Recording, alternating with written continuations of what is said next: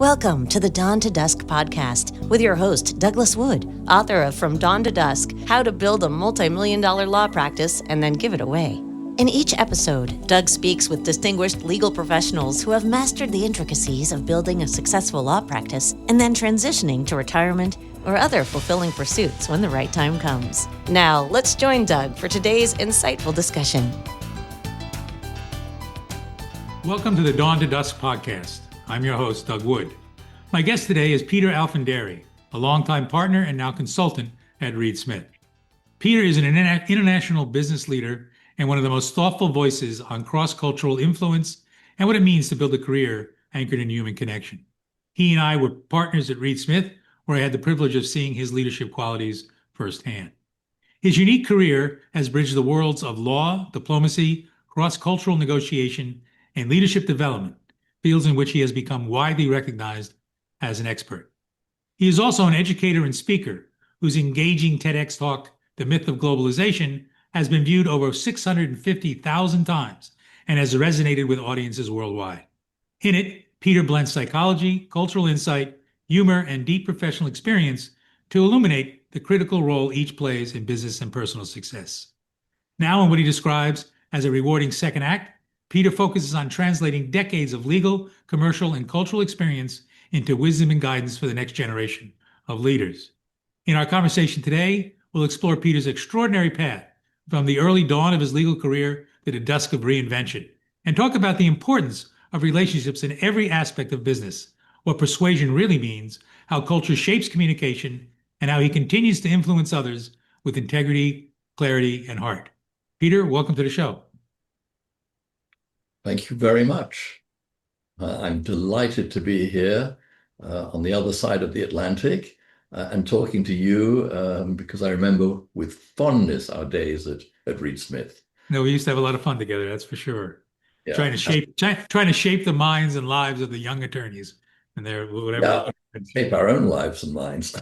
Occasionally, that was true. That's true. I mean, I sometimes still say I still haven't figured out what I want to do when I grow up. The Peter Pan, I am a big believer in the Peter Pan principle.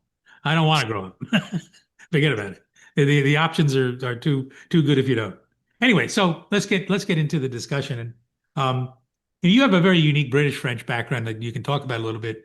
Yeah. But I'm curious, what first drew you into law, and how did that cultural background of your upbringing influence you? Well, I mean, what drew me into law was serendipity, because actually, in England, I don't know if you know, it works differently. We do a law degree, and then we do a law school, but you don't actually have to do a law degree to do law. And you can then do your law school afterwards. It's slightly different to the system in the States. But cut a long story short, when I went to college, I wanted to major in economics. And that was my original idea. And in the first 6 months, I realized that I understood absolutely nothing. I mean, I knew I had made a big mistake. The first 6 months was primarily looking at statistics. My math had always been appalling.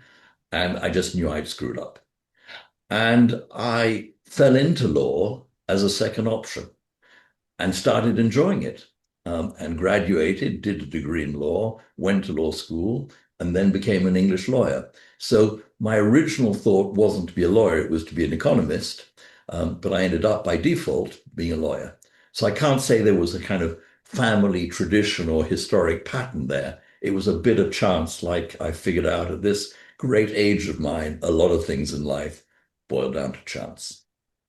So that was the origin. I have to smile because when I was in college, I started out in engineering, and in my second semester, the professor came up to me and said, "You really don't want to be an engineer, do you?" And I said, "No, I don't." And he goes, "Well, go down to guidance and they'll tell you what you want to be." And that began my path that ultimately ended up in law. But so many people make a mistake when they first go to college that don't get out of it.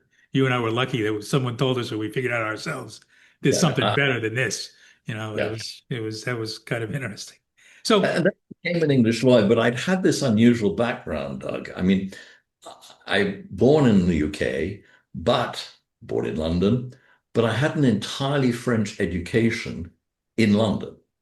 So I already had this mixed background. My parents decided me to send me to a French school, and wanted me to have a bilingual education. So when I began my career as a lawyer, as a training as a lawyer, because in England we do our training contract is 2 years after law school, I suddenly realized that I had this ability of being completely bilingual.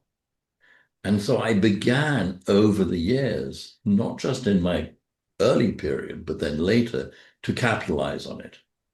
And it actually then stood me in great stead for the rest of my career because I became known as, in the early days, I'm not unique now, as one of those lawyers who really could communicate in French perfectly, but on English law. And I'm not qualified as a French lawyer. I'm only qualified as an English lawyer. So again, my education pushed me into a direction where I thought, I got an asset, why don't I build on it? And that's what really happened. And that's why in my early days as a lawyer, when with three friends, I was number 4, we decided to set up a new law firm, having been with big law firms. And it was an interesting experience because we set up this law firm in 1980, and none of us had ever been partners, and we didn't have any clients.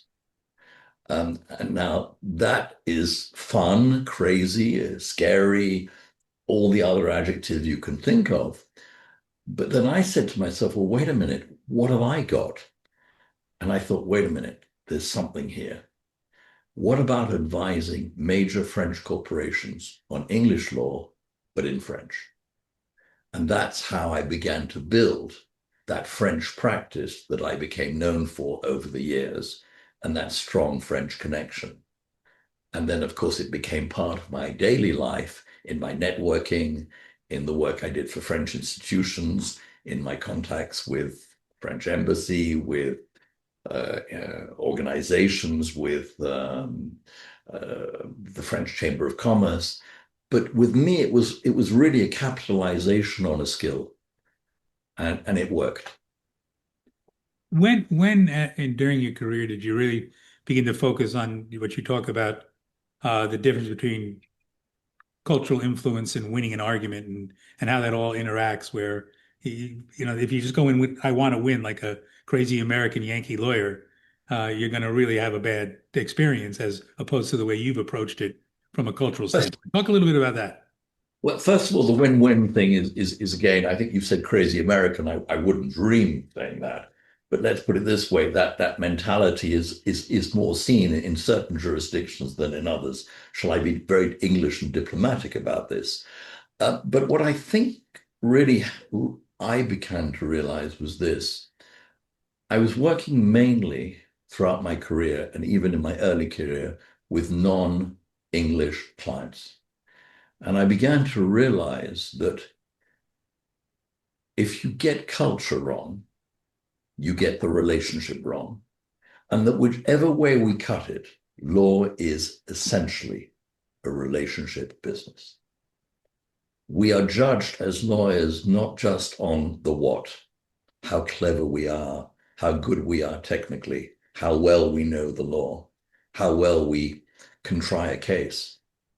We're judged on the how, not just the what. And the how is that service element, which to me is entirely relationship-led. And I think to me, one of the interesting times was when I was building up the business, the French business, and I was doing a lot of networking. I was going to embassy parties. I was going to French Chamber of Commerce. I was really part of that community. And I was invited to do a talk in France on the English legal system. One of the chambers of commerce of one of the cities in France was doing a kind of UK day or a British day for potential companies that were investing in the UK. And they asked me to do 45 minutes on the English legal system. I didn't really want to go. It wasn't paid, but I was building up the business, so I went. And I gave the talk, and it seemed to have gone very well, very basic stuff. And at the end, there was a reception. And two people came up to me and said, that was very good. Can we have your business card? Which is always a good sign because, we throw away cards like confetti. The only true test of success is not who you give your card to, it's who asks you for your business card. That's the only element of success in my view. And when I teach networking, I try and explain that to people. But this person happened to be the CFO, or the CEO, I'm sorry, of a major French group, very well-known household name. And cut a very long story short, within a week, he sent me all his files. And I remember sitting having dinner with him 4 or 5 months later. And I said to him over dinner, because we got friendly by then, I said, Jean, why did you change law firms?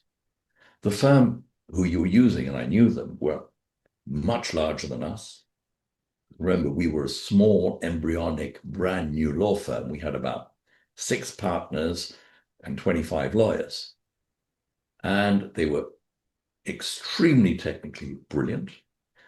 They had a wonderful reputation. And I said, why did you change?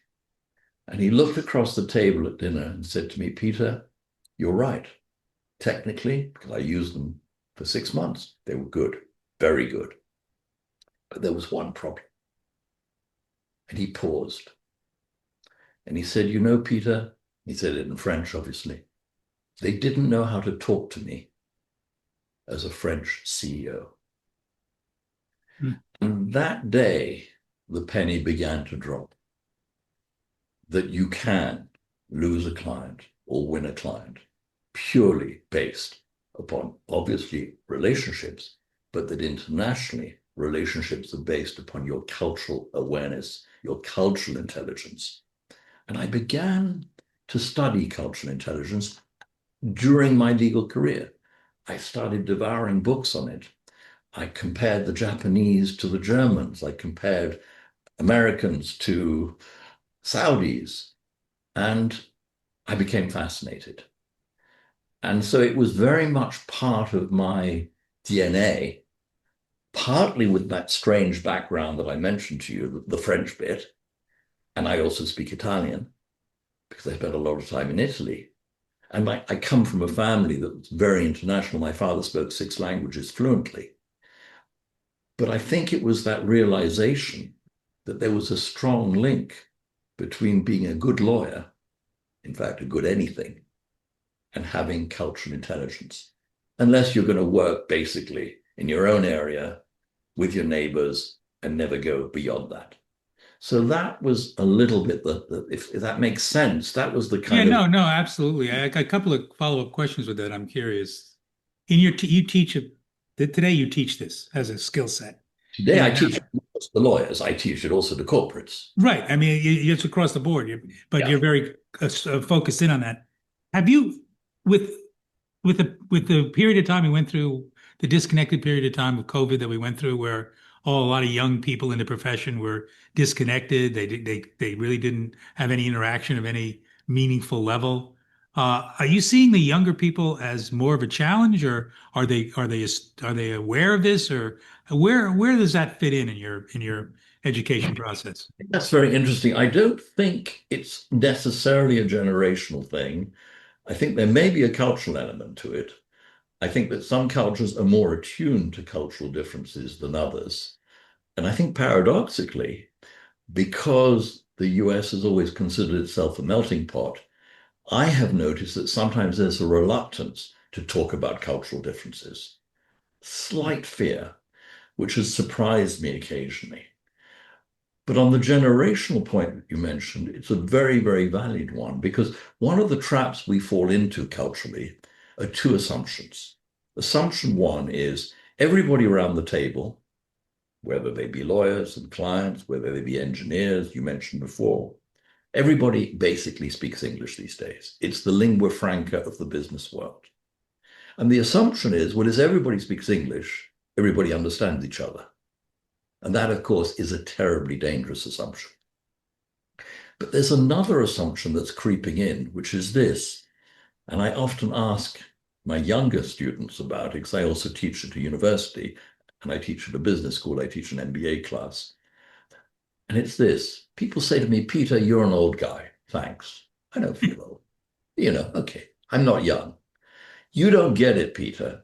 With social media, with the social platforms, whatever they may be, from Facebook to TikTok to Instagram to all the others, for the younger generation, because of technology, cultural differences will disappear. And I kept on hearing this, so I began to test it. And I teach first year and second year law students at one of the London universities. And I've been asking them for the last 5, 6, 7 years this question. And what's fascinating is that they invariably say, no, technology does not remove cultural differences. In fact, some of them say, we believe that it makes it worse because we know that the algorithms are feeding us certain information that we want to see. And some of them say, we think that the social platforms, in fact, enhance stereotypes rather than diminish them. But it's a fascinating area that's talked about a lot at the moment. You've really hit on something very crucial. Is there a demographic there? No. It's fascinating that whether I'm teaching 50-year-olds, 60-year-olds, or 25-year-olds, I'm getting the same reception. Yes, this is important, and we're not talking about it enough.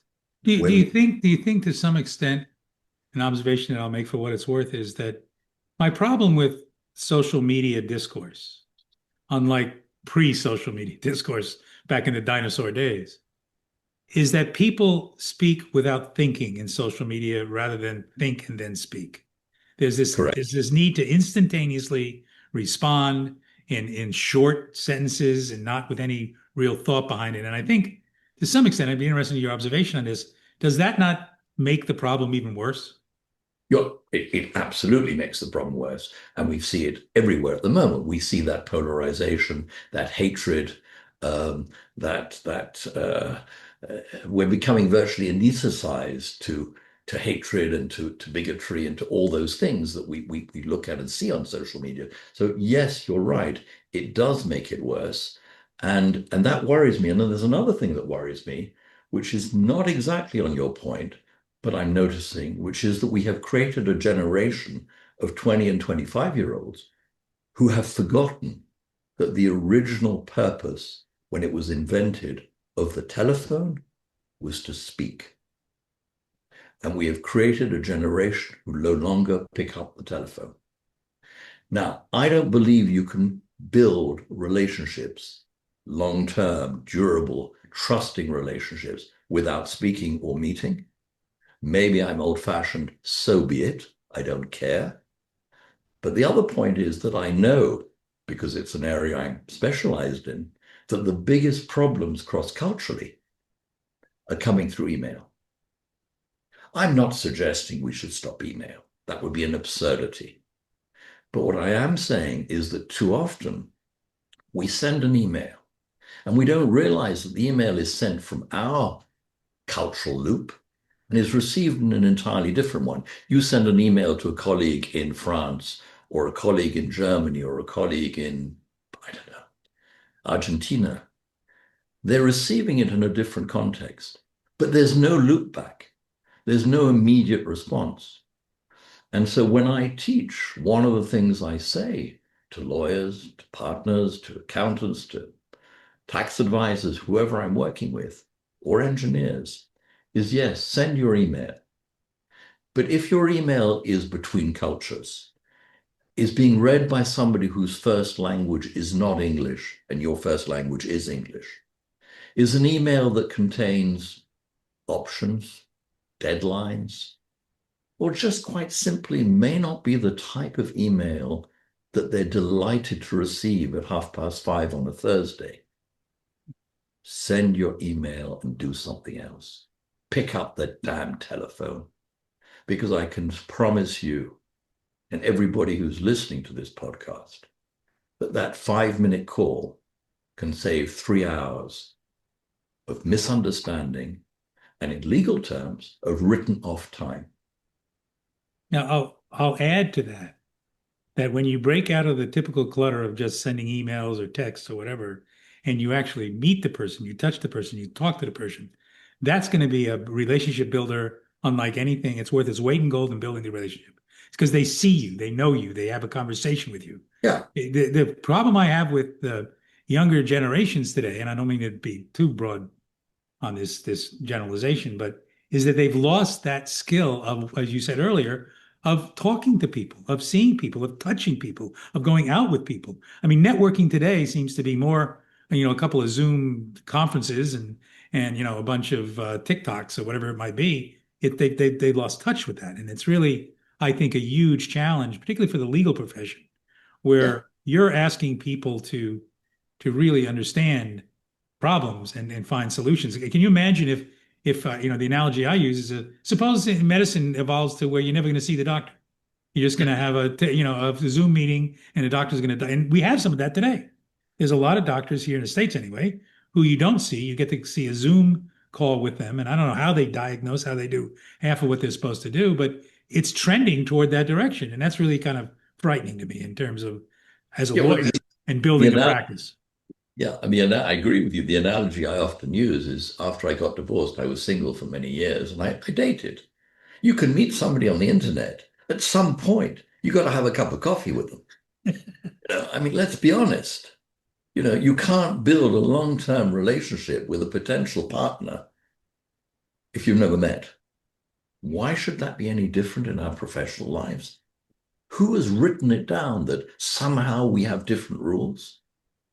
I don't believe it. So I'm curious in terms of, obviously you're a very successful lawyer, built a law firm, and then eventually found your way into mergers and acquisitions and into Reed Smith somehow. And what happened was, after 20 years of our firm, we merged with Reed Smith. Right. So, And we so were you the were first you national thing Reed Smith did. yeah, and so at some point during that process, you began to shift your primary focus in building a practice of being a lawyer, day-to-day lawyer, into this bigger role of educating and influencing. And how did that come about? And how did you know when, if at all, it was time to really focus on the latter as opposed to the former?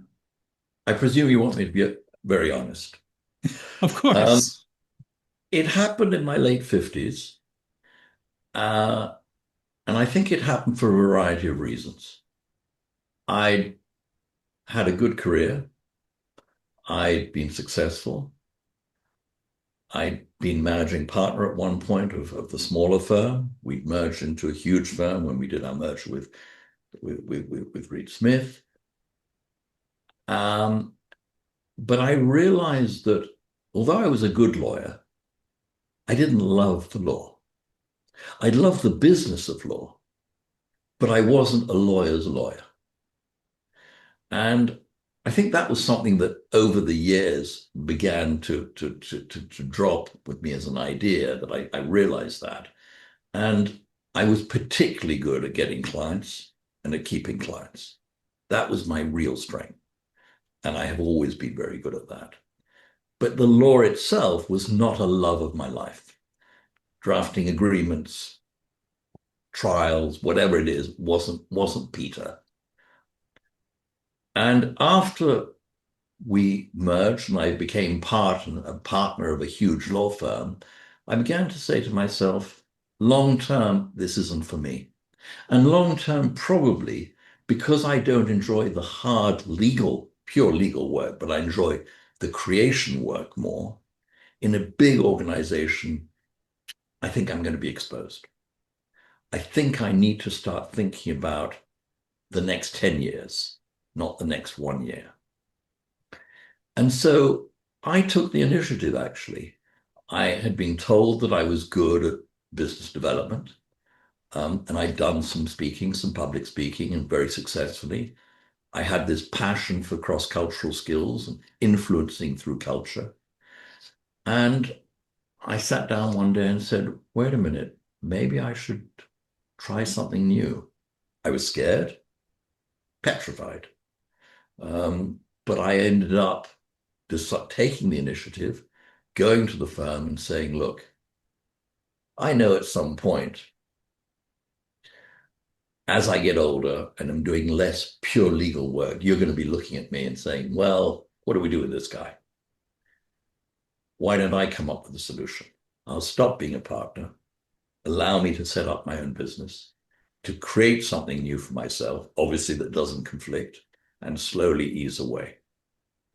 And bless them, the firm agreed because they were open-minded and willing. And it worked to both our benefits. And I ended up eventually moving away. It was a slow process, and I was helped along the way, actually. At one point, I thought I would do what many partners of law firms do when they quote, retire. They decide to become professional coaches, business coaches. And in England, being a business coach, you have to go through a professional exam because there's a strong amount of psychology involved. And I was going to actually take the exams, but it was extremely expensive. And at the time, this was when I was making my move and had decided to make my move, I wasn't prepared to spend $20,000 on a coaching course. But I got friendly with the CEO of the particular coaching organization, a very well-known one. And she said, look, I understand you don't want to do this, but we have a number of lawyers who are transitioning through us, and they need coachees as part of their training. Would you be prepared to be a kind of guinea pig coachee for one of the partners? And in return, all you have to do is you have to pay $100 to a charity, and you do it 6 times, you'll have 6 hours. And I ended up with the senior partner of a very, very well-known law firm. It doesn't matter who it is, but a well-known guy. And I explained to him my passion for business development, my passion for relationships and cross-cultural skills. He was very international, fascinated by what I was doing. He said, you got to do this. And he guided me, and he said, actually, the way to do it is not to wait for your firm and get older and wait for them to react, but to take the initiative. Approach them with the idea and create your own exit strategy. And that was the best advice I ever had. And not only did he give me that advice, but in fact, he then recommended me to his law firm that he was retiring from. And they gave me a large amount of work when I went solo in those early years. So that's the story. You hit on a few things I'd like to sort of touch on a little bit more with you. One is you came to a realization where your love and passion really wasn't the practice of law. Correct. And a lot of lawyers hit that inflection point in their careers, particularly when they're older and their relevancy becomes a little more iffy in terms of the client development and like. And so many of them don't do anything about it. They just, and how many times have we seen lawyers in their 60s and 70s and older who are just miserable because they didn't make the kind of decision that you made where they weren't proactive? What kind of advice do you give folks to when they come to you and they're at an inflection point in their career and are not quite as adventurous as you were? What do they do about that? I mean, that's the $64,000 question. And I'm not sure I have a magic answer to it. Having said that, I think it's a combination of believing in yourself, having the right support group, also perhaps having the financial security to know you can do it, to be willing to take a risk. For me, it happened at a stage in my life where a lot was changing. I'd got divorced. My kids had gone to college. It was a transition point in my life. And I thought, well, why not take even one more step? Self-belief is clearly important. But I do think that the key one has to be follow your passion. And if you've got a passion, it will pay off. And when I'm working with younger people these days, I often talk about the fact that I think passion is an underused word in the legal profession and in many other professions. And if you ain't got passion, just don't do it. Don't bother. Stay at home and watch Netflix. I mean, I often say, Doug, that there are certain things in life that are infectious and contagious, as COVID in all its horrors was. I think the things that clients and others can smell at half a mile, some of them are good smells and some of them bad smells. What everybody can smell at half a mile, which is a bad smell, is bullshit. But what people can also smell and is infectious is passion and authenticity. And I think that if you've got those, they will always pay off. Maybe I'm an optimist. Maybe I'm not realistic. Maybe I should be more cynical. But I do feel a lot that when I'm working with younger people, and I do a lot of mentoring of younger people, or younger, it's not, at our age, Doug, it's not difficult for people to be younger. Okay? I was going to say, that's a pretty big demographic. Exactly. But and I think it's also to really examine, what do you absolutely enjoy? What aspects of your job do you like and that you are passionate about and pass on to others? Now, it's not easy because I think you and I have discussed this. Professional service firms are often not good at dealing with partners late in their careers. I'd like you to, my next question was going to be, what role do you think the professional services firms have, the law firms have, in facilitating this kind of change, as opposed to just being a spectator?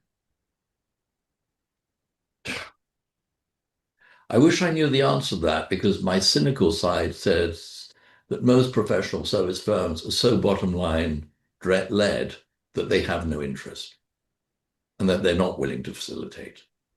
That's the cynical approach.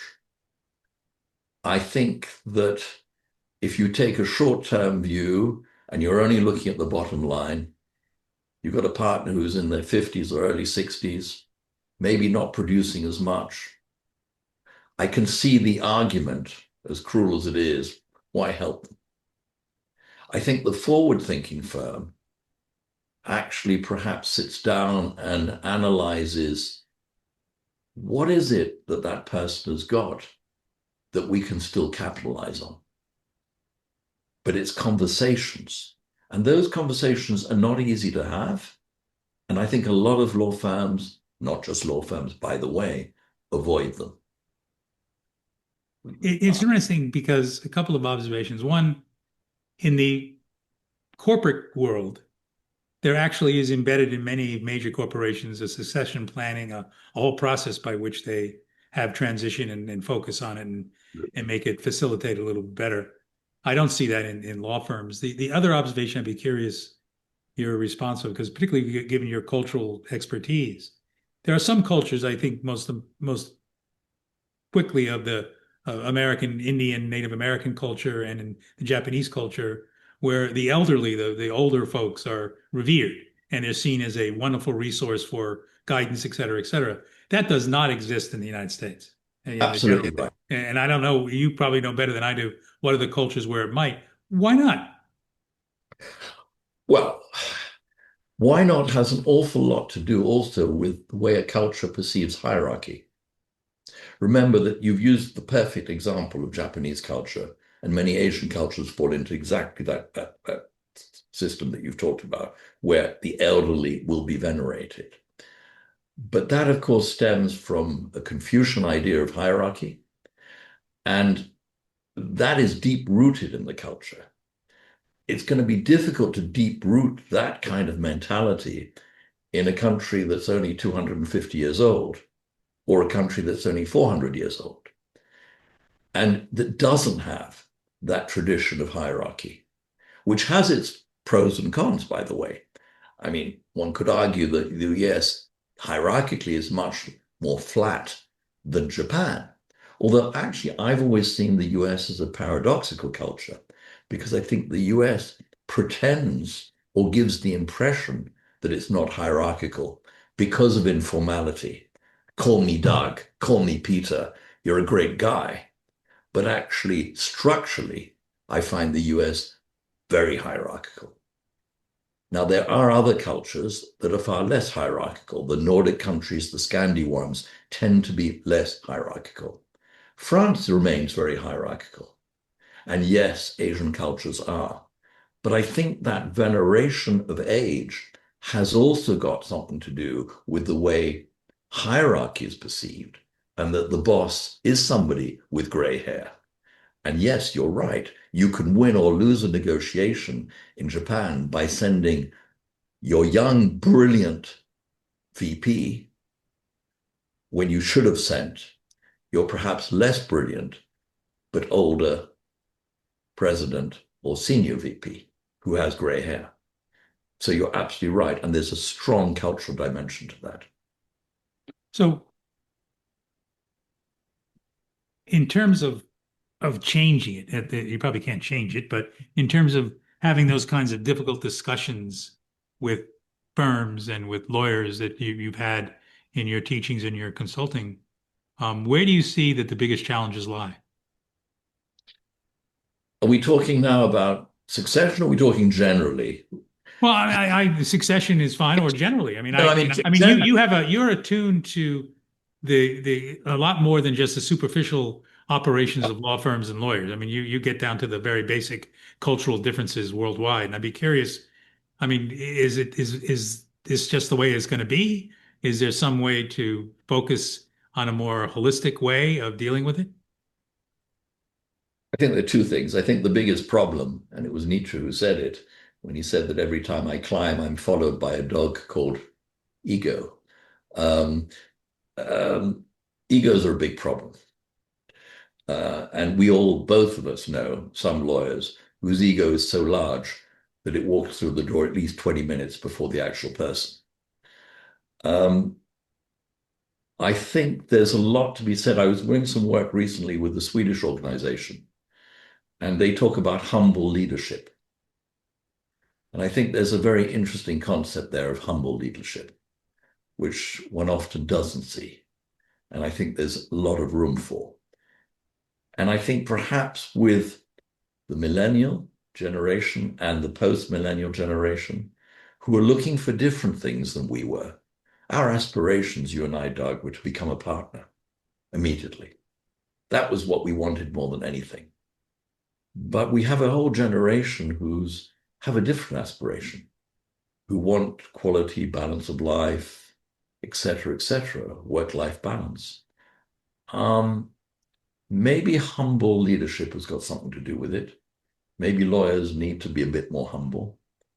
I certainly feel that lawyers need to be, if they're working internationally, more culturally attuned, culturally sensitive, because I think that is a key winning strategy.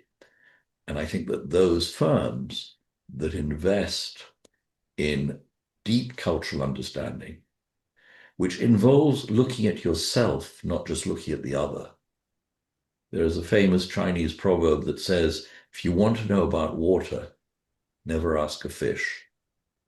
We don't see our own cultures, but other people see them. You walk into a room, they go, here comes the American. I walk into a room, here comes the Brit or the French, depending on what day of the week it is.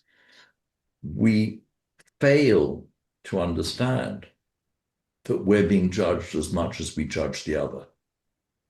And I think the biggest problem that comes in business and in law comes from what is pure and simple cultural ethnocentricity.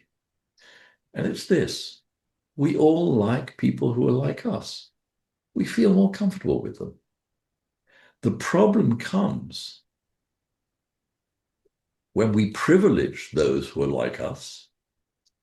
But the second problem comes, in particular, when we work professionally, when we judge others by reference to our own norms and assume that our norms are right. How can an American, how can a French person, how can a Brit, how can a German judge an Italian based upon Italian or based upon German, French, or American norms? And cultural intelligence is that ability to not just understand the other, but to be self-aware. And self-awareness is that critical part that is often overlooked. And so when I work with people, I'm kind of looking at, well, do you understand what it means in the eyes of other to be an American or a Brit or a French person in my case? Because the moment you understand that, you're going to get to the next level. It's very similar to emotional intelligence. So it's a mixture of psychology, it's a mixture of understanding cultures, but to me it boils down to one fundamental issue. Law is about relationships. Most professional services are about relationships. Most businesses are about relationships. And relationship skills, whether they be in terms of business development, networking, cultural intelligence, or even presenting effectively, are going to be key. And I think that's what law firms need to invest in more than perhaps in other things. And what does the individual lawyer then have to invest in? The individual lawyer has to invest in herself, in her network, in his network, and have the courage to do so. And not sometimes, I say to people, what would you do? People are scared of business development. It's another one of my big bugbears. Business development is the worst term imaginable because it's misused. Most people associate business development with selling. You and I, Doug, and your book is clear on this. It has nothing whatsoever to do with selling. And we need to demystify it. And I think that's one of the things that law firms and professional service firms, whether they be auditors or whether they be whatever, insurance brokers, need to look at is how do we demystify this whole idea of business development? Business development is not selling. It is the entire relationship from the day you make contact to the day you collect your invoice. It's a I always tell younger people that if you've got to first get to know the person before you get to know their checkbook. And if they believe that you care about them and you can get them to believe you care about them by getting to know them personally, the business will then come. And you're absolutely right about the selling aspect. If there's one thing that I think should be completely obliterated and destroyed, it's the elevator speech. I mean, it's so ridiculous when you first meet somebody, you start selling yourself. I mean, there's a guaranteed reaction to that. One of the best compliments I ever got in business development, if you want to call it, was when someone would say to me, you're not acting like a lawyer. I said, great. I don't want to act like a lawyer. I just want to act like somebody who wants to learn about you. And that's all I need to do now. So Yeah. you've done something I think that is really critical for the younger attorneys to remember. And then as we get older in our careers, and go to the point where we're going to face transition one way or the other, it comes back again to caring and to putting your ego aside, as you mentioned, and just understanding that, you've got to have those kinds of conversations and not be afraid of them any more Yeah. than you were. And it's all about transitioning relationships. And Yes. as long as you got a plan, like you had a plan, I had a plan, and others have plans, and I've seen success with others. That's sometimes the key. Yes. Now there are, if we want to nuance this slightly, there are some cultures that are more relationship orientated and some cultures that are more deal orientated. Classically, one might argue, and I don't think it's entirely accurate, that the US, even the UK, is more deal orientated. Whereas if you take the Middle East or Brazil, those are highly relationship, or even most of Asia, highly relationship-based cultures. That means that you have to invest much more time upfront in the relationship because the person has to trust you as a person. Do I like Doug? Is Doug my type of person before I'm going to give Doug the work? And the mistake a lot of people make, and I remember hearing this, even in my own career, people would say, well, you're spending so much time networking. When are you going to get the work? And I say, well, wait a minute. In this culture, I need not to ask for the work. I need to build the relationship first. Exactly. We had a wonderful example of this in our firm, which you may not remember, but we had an office, I think, if you remember, in Piraeus in Greece. Yes. We had an English partner there who was a brilliant, brilliant lawyer in shipping. And a new client contacted the firm and the Greek office and wanted him to advise on a major shipping piece of litigation. I don't know many of the details. This was many years ago. But he tells this story. He was on his vacation. He explained that he couldn't come back for 3 or 4 days. They said, that's fine. But they sent him all the paperwork. And he said he spent the last 4 days of his vacation coming up with this brilliant strategy about the litigation. And he said, I got it down to an absolute, I was proud of my work. And because the matter was urgent, it had been arranged that the CEO and the legal team would all meet him at the airport when he landed, and they would find a room at the airport to have that initial meeting so as not to waste time. And he told the story as follows. I arrived at the airport and the CEO was waiting for me. And he said, would you like to join me? And we went into a conference room at the airport that they'd hired. And he said, I was dying to tell him about my strategy to solve his litigation and how brilliant it was. I couldn't wait. And the CEO sat there, who was also the owner. He said, we spent an hour and a half talking about our families, about life, about everything. But he wouldn't talk about the case. And at the end of 1.5 hours and many cups of coffee, the CEO looked at me and said, Doug, I like you. My legal team, by the way, is in the next room. Now you can go and see them. That could not be a better note to end the episode on. That's brilliant. And so thank you very much, Peter, for being on the show. This was very inspiring, and I know it'll really give some great guidance to the folks, the viewers and the listeners of the podcast. So thank you again. And I know you and I will be communicating again at some point in the future. So thank you for being on the show. It's been my absolute pleasure. Many thanks. Thank you for joining us on the Dawn to Dusk podcast. You can learn more on building and transitioning a multi-million-dollar law practice in Doug's book, From Dawn to Dusk, How to Build a Multi-Million-Dollar Law Practice and Then Give It Away. If you're interested in working with Doug, suggesting future guests, or have questions you'd like Doug to ask guests in upcoming episodes, reach out to him at douglas.wood@wood.law or visit his website at dawntodusk.wood.law. And if you enjoyed the podcast, don't forget to subscribe and share it with your peers. Until next time, we appreciate your viewership.